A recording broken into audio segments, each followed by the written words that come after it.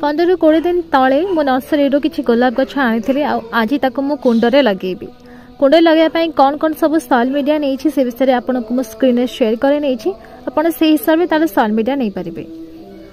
जदि भी यार डिटेल्स वीडियो चाहते मो चैनल अच्छी तले गोटे वीडियो ऑप्शन आसो आप क्लिक करके देखिपारे।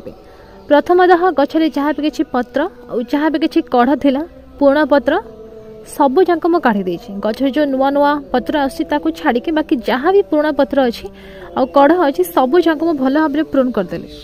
ये जो माटी लगा जाए हूँ चिकिटा माटी को काढ़िया ये मो साफ्र किसी फंजीसाइड व्यवहार करछि आ अल्प किसी पानी रे माटी को मु हल्का हल्का करके धीरे धीरे करके काढ़ुछि। आपण चाहे पानी राको सेमती छाड़ी देबे कि आपे आपे तार खोली जीव। फिर भी चिकिटा माटी अच्छी ना तो हाथ में टिके आप धीरे धीरे कर माटी को खोलने को चेष्टा करंतु। कुंडे माटी गुड़ी को भर्ती करके आम गोलाप गछटी को लगेदेबा पानी देके कम से कम 7 दिन जाए छाई रखिबा।